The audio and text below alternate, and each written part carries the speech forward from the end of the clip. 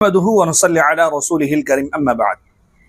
जिस तरीके का हमारा ईमान है, मौजिज़ा शक्कुल कमर, आप सल्लल्लाहु अलैहि वसल्लम ने अपने हाथों से चांद के 2 टुकड़े किए थे, चांद 2 हिस्सों में बट गया था।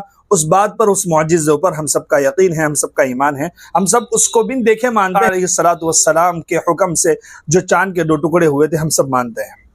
लेकिन उसी का एक सबूत मिला है। चाइना में एक पेंटिंग मिली जो हुज़ूर पाक सल्लल्लाहु अलैहि वसल्लम ने चांद के 2 टुकड़े किए थे, उसके मुताल्लिक ये पेंटिंग है। और इसमें जो तहकीक में लगा हुआ बंदा था, तो उसने ये तहकीक की और उसको जब पता चला कि ये वाक़या उस वक्त हुआ था और ये पेंटिंग इतनी पुरानी है, तो उस शख्स ने इस्लाम कबूल कर लिया। उसी की डिबेट हम सुनते हैं। इस्लाम जी भाई विक्रम जी मैं पहले भी आपके स्ट्रीम पे आया था कुछ 4-5 हफ्ते पहले। और मैं जब पहली बार आया था तो as a non Muslim, as a Hindu who is searching for truth आया था। लेकिन आज मैं एज अ मुस्लिम आया हूँ। माशाल्लाह माशाल्लाह माशाल्लाह। आपका वो म्यूजिक वाला सवाल था ना? जी आर्ट, मैं आर्ट डीलर हूँ, जो आपने मुझे बताया था उसके बारे में। बहुत जबरदस्त, बहुत बहुत मुबारक हो, अल्लाह ताला कबूल करे। माशाल्लाह। जी शुक्रिया बहुत बहुत। आई थिंक तकरीबन 2 साल से मैं इसके बारे में सोच रहा था, लेकिन आपके प्लेटफॉर्म पे आने के बाद शायद अल्लाह ने दुआ कबूल कर ली। तो बहुत अच्छा जबरदस्त। जी मेरा कोई सवाल नहीं है एज सच, लेकिन मैं एक अमेजिंग एक्सपीरियंस जो मेरे साथ हुआ वो उसके बारे में शेयर करना चाहता हूँ। प्लीज। मैं जैसे मैंने आपको बताया था पहली बार, मैं एक आर्ट अप्राइजर हूँ।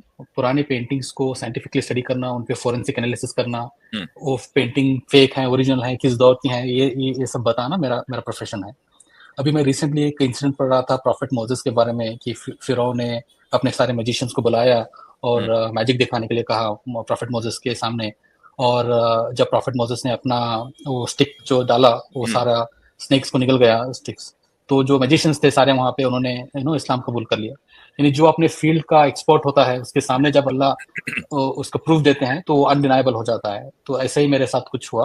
आपसे बात होने के बाद अगले दिन ही मुझे एक सैन फ्रांसिस्को से कॉल आया। मैं एरिज़ोना में रहता हूँ। सैन फ्रांसिस्को में मेरे एक एक्स कलीग काम करते हैं मॉडर्न आर्ट म्यूजियम में। उन्होंने मुझे बताया कि उनके एक क्लाइंट है, प्राइवेट क्लाइंट है चाइना में, जिन्होंने एक पुरानी बिल्डिंग खरीदी है ऑक्शन में। कुछ 150 साल पुरानी बिल्डिंग है वो, और उस बिल्डिंग चाइना में और उस बिल्डिंग से कुछ उन्हें 40 पेंटिंग मिली है पुरानी, और वो उसका इवैल्यूएशन करवाना चाहते हैं। अच्छा। तो क्योंकि ये काम बहुत बड़ा है, वो मुझे अपने साथ ले जाना चाहते हैं इस काम को कराने के लिए चाइना।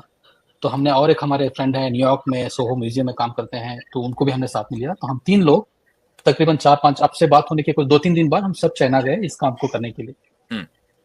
तो वहाँ हम गए तो वहाँ देखा कि ये जो प्राइवेट क्लाइंट है, ऑफ कोर्स वो काफी, जिस तरह का ट्रीटमेंट उन्होंने दिया और जिस तरह का अरेंजमेंट उन्होंने किया था सब करने के लिए, वो पता चल रहा था कि वो काफी रिच क्लाइंट है जो इन्होंने ये किया है। तो हमने अपना काम शुरू किया। We started evaluating the paintings. कुछ 300 साल पुरानी पेंटिंग्स थी, कुछ 400 साल पुरानी पेंटिंग्स थी, ब्रिटिश एरा की कुछ पेंटिंग्स थी। उस सारे पेंटिंग कलेक्शन में से एक पेंटिंग निकली। वो पेंटिंग भी नहीं है, एक वो रफ स्केच है। तो मैं थोड़ा इसके बारे में डिटेल में बताना चाहूंगा कि ये रफ स्केच क्या होता था। कि जैसे अभी हम किसी भी मोमेंट को कैप्चर करना चाहते हैं, हमारे लिए अभी बहुत आसान है कि हम फोन निकालते हैं और फोटो कैप्चर करते हैं। पुराने जमाने में ऐसा नहीं हो पाता था। जो स्पेशली आर्टिस्ट हैं, वो जब भी बाहर जाते थे अपने साथ इंक पॉट और एक रफ ड्राफ्ट कैरी करते थे, और कोई ब्रीफ मोमेंट कैप्चर करना है उन्हें मार्केट प्लेस में, नेचर में, जो बहुत ही ब्रीफ मोमेंट के लिए हो रहा है, तो एक रफ स्केच बनाते थे ब्लैक एंड व्हाइट इसमें। फिर वापस अपने घर जाते थे, स्टूडियो जाते थे, उस पर डिटेल पेंटिंग बनाते थे अपनी मेमोरी से रिकॉल करके।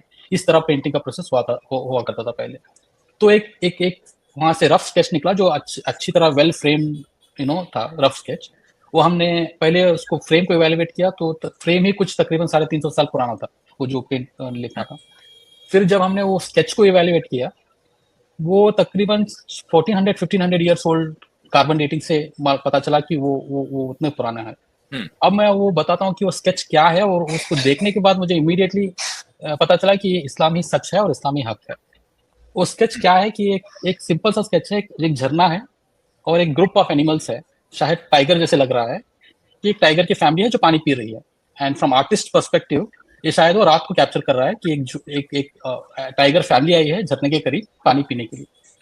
और इस स्केच की अमेजिंग पार्ट ये है कि जो मून है ना, वो स्प्लिट है ऊपर। अच्छा। उस स्केच में जो है ना, वो मून स्प्लिट है, वो पूरा नहीं है, ठीक है। और एक उसके ऐसा एक कंटिन्यूम एक ये है, और वो अगली फ्रेम में, इसी पेंटिंग का एक अगला फ्रेम है जिसमें मून को फिर से वही सीन है, एक टाइगर की फैमिली है जो पानी पी रही है और मून को पूरा दिखाया गया है।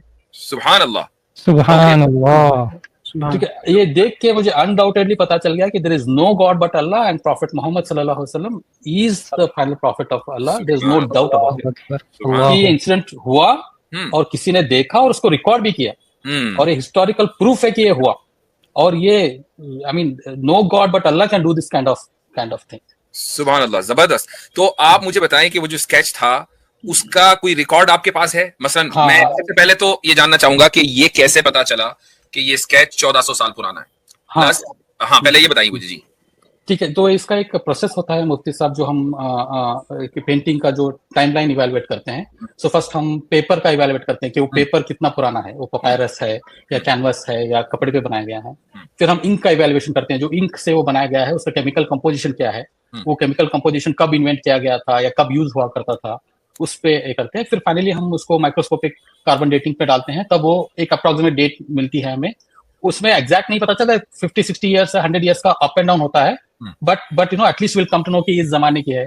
फिर वो उसका हिस्टोरिकल रिकॉर्ड कहीं पे मेंशन किया गया हो कि यू नो कहीं पे किसी ट्रैवलर ने मेंशन किया है या किसी आर्ट हिस्टोरियन ने इसको मेंशन किया है कि ऐसी एक पेंटिंग एग्जिस्ट करती थी, तो उसको हम सारा रेफरेंस लेके इसका एक डेट पता करते हैं। ओके, तो उस स्केच के ऊपर, अच्छा वो पेपर के ऊपर था या वो खाल के ऊपर? इसको एक क्या बोलते हैं उसको, पपायरस जिसको बोलते हैं, लेदर और प्लांट के टेक्सचर से मिलके एक काइंड ऑफ पेपर बनता था उस जमाने में। ओल्ड जिसपे ओल्ड पेंटिंग बनाया करते थे। वो कैनवस, अभी जैसा कपड़े का कैनवस मिलता है, कैनवस नहीं था वो एक काइंड ऑफ लेदर और प्लांट का जो रबर मिक्स मिलता है ना, उसको मिक्स करके एक ये बनाया करते थे। ओके, तो आपने फोरेंसिक उस पे इन्वेस्टिगेशन किया, आपको पता चला कि ये 1400 साल पुराना है, उसके ऊपर जो स्केच है, अब ये स्केच इंक से है, तो उस इंक का जो आपने जो इन्वेस्टिगेट किया, वो इंक कितनी पुरानी है? ये भी तो हो सकता है ना कि वो जो मटेरियल है वो पुराना हो लेकिन इंक नहीं हो। जी, तो हमने वो इंक का भी हमने इवैल्यूएशन किया। तो इंक जो है वो दो टाइप की इंक यूज करते थे आर्टिस्ट उस टाइम पे, एक जो अपने नॉर्मल कलरफुल पेंटिंग बनाने के लिए और एक ऐसा रफ स्केच बनाने के लिए।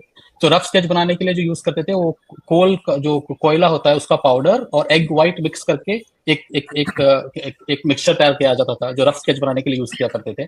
तो वो एग्जैक्ट मिक्सचर के कंपोनेंट्स हमें उसमें मिले, coal powder and egg white egg. और ये कितने सौ साल पहले इस्तेमाल किया जाता था? तकरीबन एक काफी I mean even renaissance time से, यानी जो उस टाइम से लेके तकरीबन 1700-1800 साल तक ये यूज किया गया। जब तक ऑयल पेंटिंग इन्वेंट नहीं हुई तब तक ये रफ स्केच बनाने के लिए तब तक यही टेक्निक यूज किया जाता था। यानी जिस दौर में मून स्पिलिट का मिरेकल हुआ, उस दौर में चाइना में ये सब्सटेंस इंक के तौर पर इस्तेमाल होता था। आर्टिस्ट यूज करते थे रफ बनाने के लिए। हाँ, लिखने के लिए नहीं यूज करते थे, लेकिन आर्टिस्ट यूज करते थे। ठीक है, ग्रेट। अच्छा, तो अब जब आपने ये इवैल्यूएट कर लिया और ये पता चला आपके पास दो स्केच हैं, एक में मून स्पिलिट है, दूसरे में मून स्पिलिट नहीं है, तो अच्छा ये जो स्केच है यकीनन अब इट वर्थ मिलियंस, ठीक है? ये कोई 500,000 डॉलर का मामला नहीं है, अब ये मिलियन डॉलर की वैल्यू है। जी, ठीक है, उसको जिस बंदे ने ऑक्शन में बिल्डिंग खरीदी उसका जैकपॉट लग गया।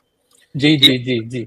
आप मुझे बताएं कि उसका कोई फोटो या किसी तरह का आपके पास है या नहीं? नहीं, हमारा एक लीगल बाउंडिंग होता है कि that we can not capture any kind of pictures. अच्छा। मैं आर्ट वर्ड से जो ये है, जितना ओपनली हमें देखने को मिलता है आर्ट म्यूजियम्स में, गैलरीज में, उससे 100 गुना ज्यादा प्राइवेट कलेक्टर्स के पास आर्ट है आज।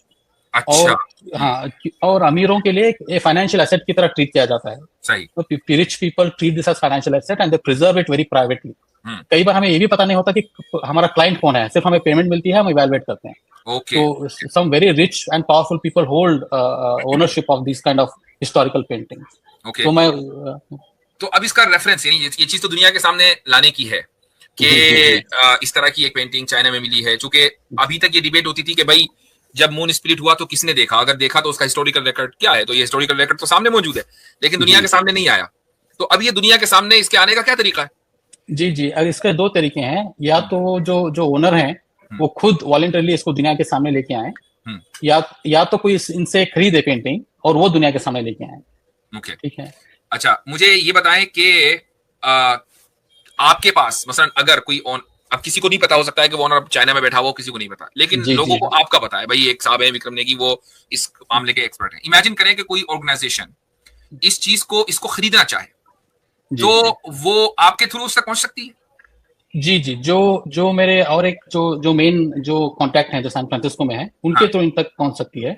और आई थिंक प्रोबेबली मैं आपसे ऑफलाइन कांटेक्ट करूंगा, जरूर, जरूर। Then probably we can come to sum this thing. I बिल्कुल। डोंट नो कि वो क्लाइंट बेचने में इंटरेस्टेड है या नहीं है, बट एटलीस्ट अप्रोच तो किया जा सकता है। दैट्स ना बेचे दिखा दे भाई, वो उसका जी जी कुछ ना कुछ हो जाए, लेकिन I mean it is very amazing. और आई थिंक आज की जो ये स्ट्रीम है